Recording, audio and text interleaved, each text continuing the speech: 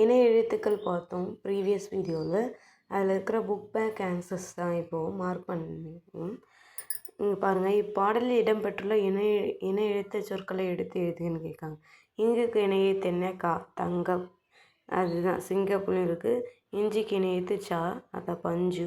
இன்னுக்கு இணை எழுத்து டா, இந்துக்கு இணை எழுத்து தா, இம்முக்கு இணை எழுத்து பா, இன்னுக்கு இணை எழுத்து ரா.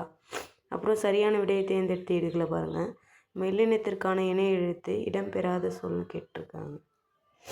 இதில் இன்னுக்கு இணை எழுத்து டா வரணும், இந்துக்கு இணை எழுத்து தா, சரிங்களா? இஞ்சிக்கு இணை எழுத்து சா, இம்முக்கு இணை எழுத்து பி கரெக்டாக இருக்குது. அப்போ இடம்பெறாதது இன்னுக்கு இணை எழுத்து டா வரணும். ஆனால் கண்ணில் இருக்குது, அது தப்பு. அதை ரைட் பண்ணு, அதான் ஆன்சர். தவறான சொல்லை வட்டமிடுகின்றாங்க. கண்டான், நண்டு, வண்டு, வென்றான். இதில் வென்றானுக்கு பெரிய ரா வரணும். தென் வரும் பிழையை திருத்தி எதுன்னு இருக்காங்க, இதையெல்லாம் பார்த்துக்குங்க. நெக்ஸ்ட்டு இது கீழே கொடுக்கப்பட்டுள்ள தலைவர்கள் பிறந்த நாள் எந்த நாளாக கொண்டாடப்படுகிறது மார்க் பண்ணியிருக்கு. நெக்ஸ்ட்டு இணை எழுத்துக்கள் அமைந்துள்ள சொற்களை வட்டமிடுகன்னு கேட்டிருக்காங்க. இதை பாருங்கள், இதுவும் அதே மாதிரி தான். இங்குக்கு இணை எழுத்து கங்கை, அந்த மாதிரி மென்ஷன் பண்ணிக்கேன்.